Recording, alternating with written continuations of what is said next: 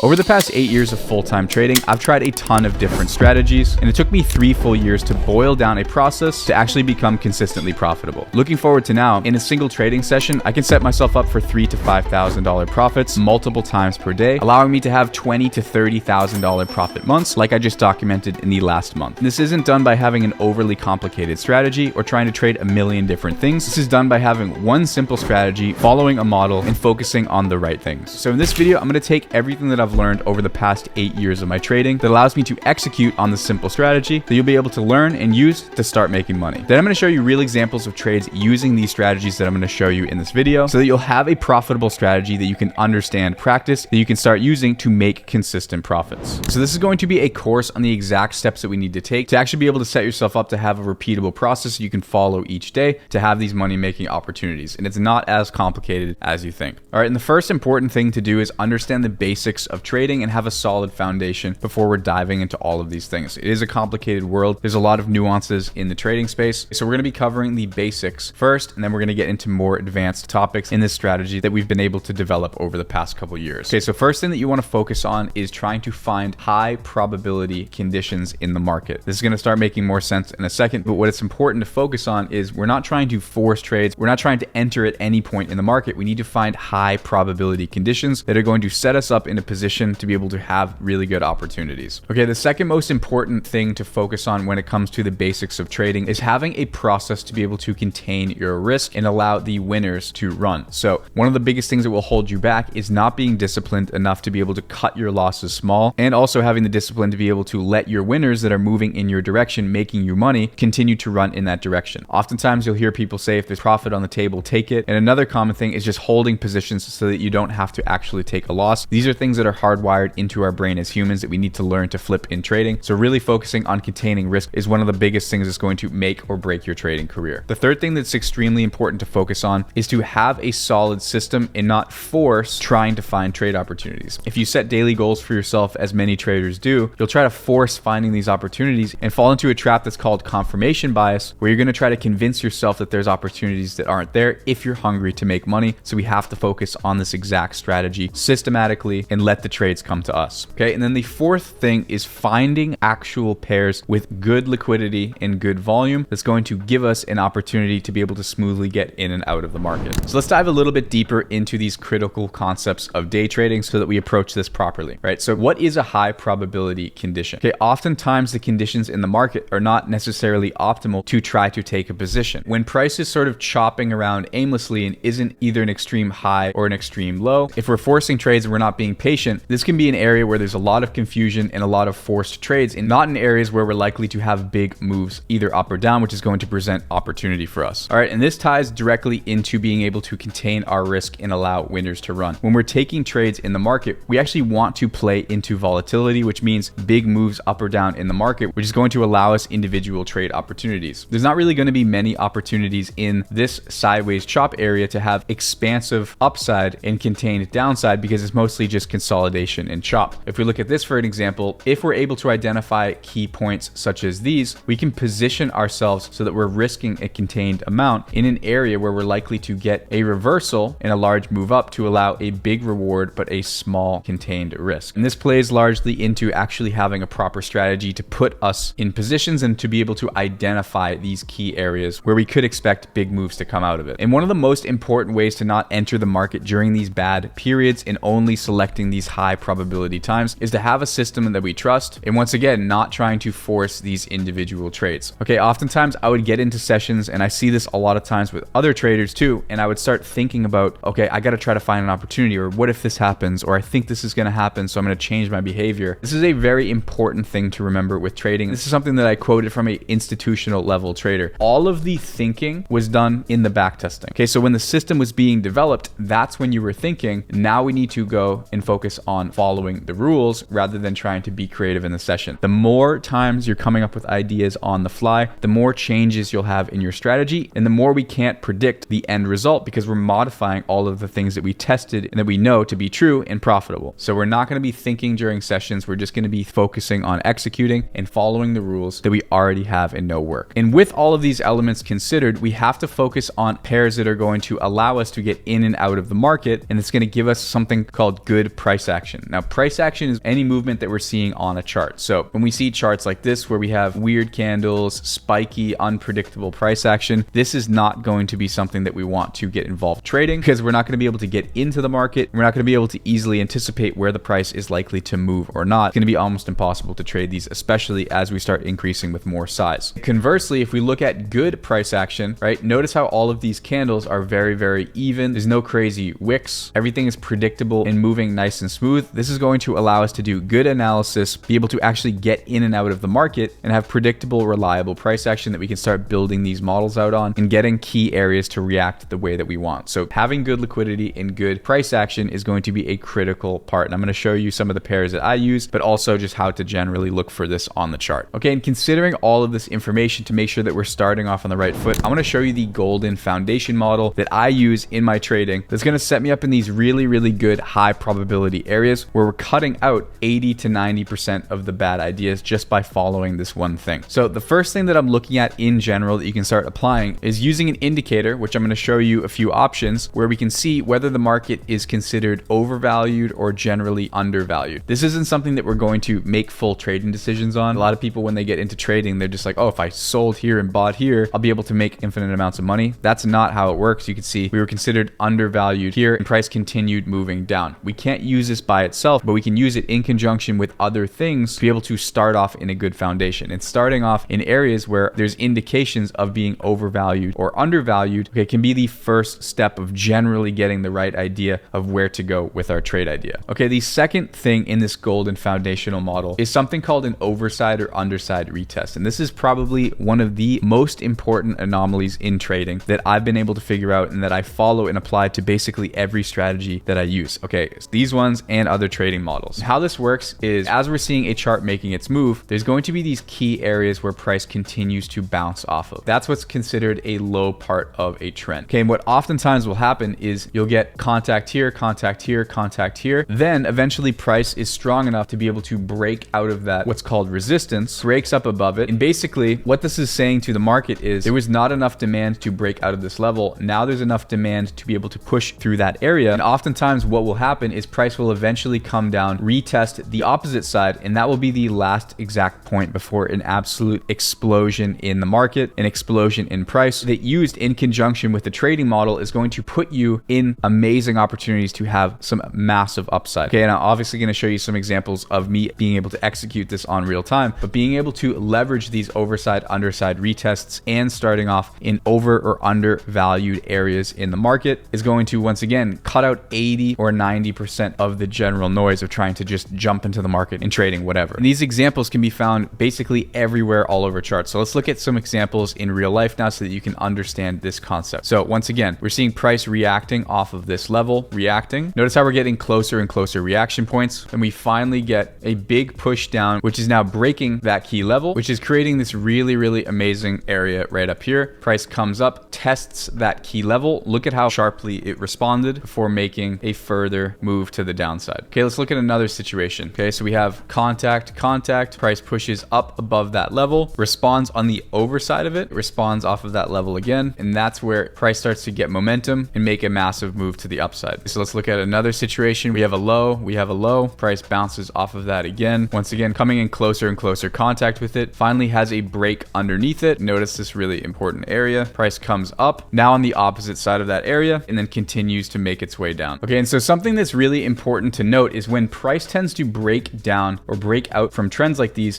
big moves tend to leave behind something called a fair value gap. Okay, and so what a fair value gap is take 1, 2, 3 candles. The first candle's wick and the third candle's wick don't have an overlap, which leaves this key area, which oftentimes price will come back into, have a response off of this area, and then have a continuation or a response behind it. We're going to see these all over our chart. And these are your key areas that we want to focus on in our trading. Okay, so considering this golden foundational model, even this area right here is generally an optimal area for us to expect a reversal. Then we can start adding extra evidence of that. So like I was showing you, overvalued or undervalued periods. This is an RSI, which you can just type in RSI on TradingView. And notice as price was coming back up to test that opposite side, we were also in an overvalued area. And then lo and behold, price comes back down and continues trading down before making a low point over here and then having a move up higher. Okay, so once again, we can't use tools like these completely independently, but really focusing on these key areas and these key scenarios is going to cut out 80 to 90% of the noise and keep us focused. But in order to get that last 10 to 20%, we need to have our specific trading models. Okay, so this is where it gets a little bit more complicated into the next level. I'm going to go over some profitable day trading models that I've been able to set up considering these elements, but using more advanced market mechanics. And we're going to take a look and I'm going to explain thoroughly how each one of these works. Okay, so the first is going to be something called a continuation model, which is basically finding a trend that's already moving up and trying to enter in that trend and play a continuation. And then there's model 2, which is going to be a reversal model, which is going to be geared towards finding a trend that's moving up, timing a key area where we're anticipating a reversal and trading it either down or up and playing into these big swings in either direction. All right, so let's get into the first model, which is going to be our continuation model. So once again, we're playing into a trend that's already moving. So first thing that I'm going to do is wait for the New York session to open. This is that gray line here. This is where trading activity starts to increase on the New York session, which is going to open up volatility and opportunity. First thing that I'm going to do is identify an area where we have a trend in the opposite direction of what we're trying to trade. In this case, we're trying to trade up, so we want to find kind of a downward trend or an area where price is bouncing off of. Next thing I'm going to do is wait for a significant fair value gap producing candle to break out of that trend level, create a local high, and then have a sell-off. The next thing that I'm looking at is I want to see price react off of the overside here, as well as the fair value gap that's produced. You can see high here, low here. It's small, but it's right at that same level. And I want to see a key candle respond off of that area and have a push upwards, as we can see right here. So entry would be at that first candle to have a response off of the trend and the fair value gap. And then what we're trying to do is trade in the direction of the trend and walk our stop loss up so we can sort of ride in the direction of this trend. Okay, so once again, we have trend direction generally moving up. We have highs responding off of this key level. Okay, we get a candle that pushes over this key level, producing a fair value gap. We have price push, come down, retest that trend level and that fair value gap, and have a responsive candle off of that level. Okay, this is where I would start building a position. Okay, so I can click on my entry, I can click my take profit, click on my stop loss. Say I wanted to risk $100. Also, if you want this on chart indicator that shows you all of your quantities, you can go in the description, follow me on Instagram, DM me the word tools. I'll send over a whole suite as well as this on chart indicator, which I love and I use every day when I'm trading. Okay, so now we have our quantity that we know we want to enter in on. So I can enter in with that specific amount. Then the market starts to move in our direction. So I'm basically going to trail these fair value gaps. So stop would be here now. Okay, fair value gaps here. So stop loss is going on this candle below the fair value gap. Fair value gaps now up here. Fair value gaps now up here. So now we've effectively locked in 10 times the amount we're risking. We're up $1,200. Fair value gaps now here. Remove our stop loss up to here. Okay, and that's where we would end up getting stopped out. Okay, so you can see even risking $100 because of finding a specific model like this. Of course, we're not going to get crazy moves up like this every single time, but we only need a few of these to be right to be able to make $1,200 risking $100, and we can be wrong, say 7 or 8 different times after that. Say we're risking $100 and we lose $800. If we get one of these, we're still up $400 in total. And that's the concept of trading, is keeping those risks small, allowing the open-endedness of your trade models to really come to fruition and allowing the upside to basically be infinite. All right, so now let's take a look at the reversal model. And this is going to be really similar to the strategy that we were just looking at, but sort of in the opposite direction. So what we're looking for here is for trending price action to make its way up. We once again have price action pushing underneath a critical level, leaving behind a fair value gap that intersects with the underside of this current trend. Actually, fair value gap should be drawn right here, but it's okay. Then we're waiting for price to come up into the intersection point of this fair value gap and the underside retest that we know tends to create these flips in price action off of the trend. And we're looking to get in, anticipating that the price will end up reversing down, moving in our direction, allowing us to build out a position and trade in that direction. Okay, so let's look at how this trade would unfold on a real chart. So we have the trend level developing. You can see it's about 8 a.m. right now, so the New York Stock Exchange is just about to open. We have this trend level is broken from a candle that leaves behind a fair value gap. So we have our fair value gap in there. Price continues to push down, then starts to come up to retest. So this is where I would start building my position. So this time I'm going to be targeting the midpoint of this fair value gap as my entry. So I'm going to click there. I'm going to put my take profit somewhere down here. That's going to be set a little bit later. Then I'm going to be finding the fair value gap producing candle. And I'm just going to go a little bit above that candle to set my stop loss. So once again, risking $100. And once we get to that midpoint, we enter our position. And notice how price consolidates right at that midpoint and then flips back around. Okay, and this model is going to be a little bit different because the next area that we're paying attention to is this low before our swing high. So price continues to move. Once we get a candle close below this swing low, that's That's where we're going to take our stop loss and we're going to move our stop loss to our entry. So now we have a 0 risk trade, and we're going to set our take profit to 1 to 4. So we're going to have 1 to 4 set right there. And once that's achieved, we're going to walk our stop loss down to trail the last fair value gap producing candle. In this situation, we have a swing structure here, so I'd probably be moving my stop loss down, but you can do any sort of risk reduction trend following process after this. So price does make its way up and tag that level, which locks in a 1 to 3. So a plus $300 win. Had this have continued to sell off, we could have had, you know, $1,000+ risking $100. Okay, so once again, finding these critical levels by having a model, getting that extra 10 to 20% to be able to put ourselves in positions where we're risking $100, or in my case, $500 to try to make $3,000, $4,000, $5,000 with these setups. Okay, and I know a lot of times on YouTube, everything looks great in theory and people can do it in hindsight, but what about trading it in reality, really doing this? I'm going to show you just from my last trading session, some of the trades that I took using these concepts, and actually a few more proprietary concepts that I take into consideration that we talk about on the private side of our trading team. But I'm going to show you what my thought process was taking these trades in real time. So you can see we had a broken trend level here, heavy resistance, fair value gap produced. So risking $500, I set up my position. Notice how the price came into that level. Now I'm in on a position. We get our instantaneous reaction off of that level. And then we break below that point. So I reduce my risk to break even, set my take profit to 1 to 4. That 1 to 4 is tagged. I'm up $1,700, risking 500. Then we get a continuation of a push. I actually set my take profit as a placeholder and never moved it. So I accidentally got out for $2,600. Obviously, I'm not going to complain about that, but normally I would be trend following this a lot further down. You can see $2,600 risking 500 is about 5.5xing my money that I'm risking. Okay, so let's take a look at another trade example. So we have our trend broken here, contact point,